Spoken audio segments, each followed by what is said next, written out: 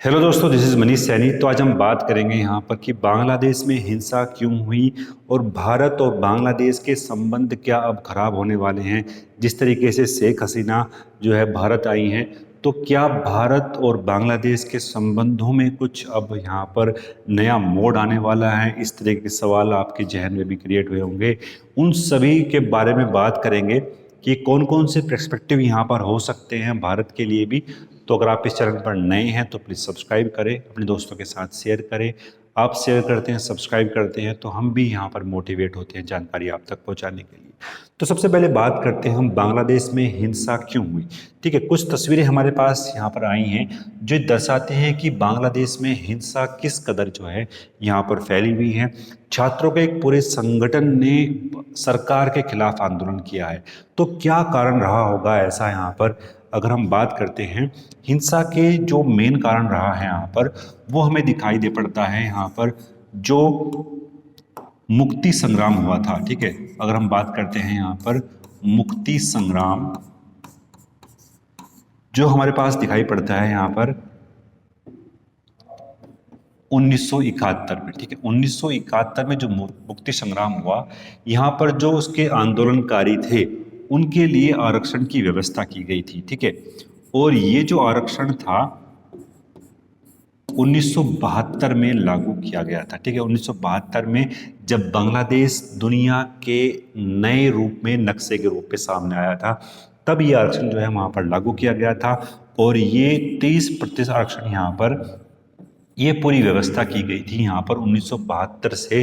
आरक्षण को लेकर जो है एक नया मोड़ हमें दिखाई पड़ता है। ठीक है, अगर हम बात करते हैं सरकार ने, यहाँ पर जो पर्सपेक्टिव में समझना होगा पिछली कहानियों से, सरकार ने 2018 में, ठीक है, 2018 में इस आरक्षण व्यवस्था को यहाँ पर समाप्त कर दिया था।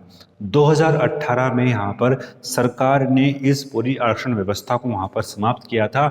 और फिर अगर हम बात करते हैं यहाँ पर जून, ठीक है, पूरी कहानी हम बात करते हैं जून 2024 में। जून 2024 में हाई कोर्ट में इस आरक्षण व्यवस्था को पुनः लागू किया। ठीक है, इस आरक्षण व्यवस्था को पुनः लागू किया। ठीक है, और फिर अगर हम बात करते हैं यहाँ पर सुप्रीम कोर्ट में, सुप्रीम कोर्ट में 7 तारीख में, यानी ठीक है, अगर हम बात करते हैं यहाँ पर 7 अगस्त में इसके लिए सुनवाई होनी थी। 7 अगस्त में इसके लिए सुनवाई होनी थी, लेकिन इससे पहले ही आंदोलनकारियों ने वहाँ पर जो है हिंसक रूप धारण कर लिया था। ठीक है, आंदोलनकारियों ने 7 अगस्त से पहले ही यहाँ पर हिंसक रूप धारण कर लिया। और उसके बाद जो शेख हसीना हैं, जो पूर्व प्रधानमंत्री थी बांग्लादेश की, उन्होंने यहाँ पर इस्तीफा यहाँ पर उनको देना पड़ा। ठीक है, इस्तीफा क्यों दिया उन्होंने यहाँ पर, क्योंकि 300 लोगों की मौत के बीच शेख हसीना ने प्रधानमंत्री पद से यहाँ पर इस्तीफा दिया। और कहीं ना कहीं वो आरक्षण व्यवस्था, वो आरक्षण व्यवस्था जो एक इतने बड़े हिंसा के लिए कारण यहाँ पर होती है। ठीक है, बांग्लादेश ने, भारत सरकार जो सरकार थी उसको 1971 में स्वतंत्रता सेनानियों के परिवारों को 30% के कोटे की व्यवस्था यहाँ पर की थी, लेकिन सरकार ने ये व्यवस्था यहाँ पर समाप्त कर दी। उसके बाद भी ये जो आंदोलन है ये लगातार ही मूवमेंट वहाँ पर चलता रहा। ठीक है, अब हम बात करते हैं इस पूरे मूवमेंट जो आंदोलन चला, इसके पीछे यहाँ पर किसका कारण हमें दिखाई पड़ता है। ठीक है, अगर हम बात करते हैं यहाँ पर एक्सपर्ट्स की, तो एक्सपर्ट की अगर हम मानते हैं यहाँ पर कि जमात इस्लामी ने पाक की मदद से यहाँ पर बांग्लादेश में हिंसा भड़काई है। ठीक है, यह एक संगठन है बांग्लादेश के अंदर जो जमात इस्लामी है, और वो पाकिस्तान की मदद से यहाँ पर ये पूरा काम यहाँ पर कर रहा है। इसने शुरू से ही छात्र आंदोलनों के अंदर जमा थे और लोगों को भड़काने का काम यहाँ पर कर रहे थे। ठीक है, एक पूरा पर्सपेक्टिव यहाँ पर बात करते हैं इस संगठन के बारे में भी। फिर हम बात करते हैं इसी बीच यहाँ अगर हम बात करते हैं शेख हसीना जो हैं, अब हिंडन एयरबेस जो कहाँ पर है, ये कहाँ पर है, ये गाजियाबाद में है। ठीक है, गाजियाबाद में है हिंडन एयरबेस। वहाँ पर अब जो है शेख हसीना यहाँ पर आ चुकी हैं और इनको जो है एक सेफ हाउस में रखा गया है। शेख हसीना को एक सेफ हाउस में रखा गया है। अगर हम बात करते हैं शेख हसीना की जो सुरक्षा में जो कमांडो रखे गए हैं वो कौन से हैं, गरुड़ गरुड़ कमांडो को शेख हसीना की सुरक्षा में तैनात किया गया है। और इस पूरे घटनाक्रम के बाद जो भारत के सलाहकार हैं अजित डोभाल जी, उन्होंने भी शेख हसीना से यहाँ पर बात की है। ठीक है, इसी बीच अगर मैं बात करता हूँ तो शेख हसीना के जो बेटे हैं उन्होंने भी बीसीसीआई से बात करी और ये बताया कि अब जो है शेख हसीना की वापसी बांग्लादेश की राजनीति में संभव नहीं है। ठीक है, उन्होंने बहुत यहाँ पर एक कदम ऐसा बताया है कि आगे की रणनीति यहाँ पर क्या होने वाली है शेख हसीना की।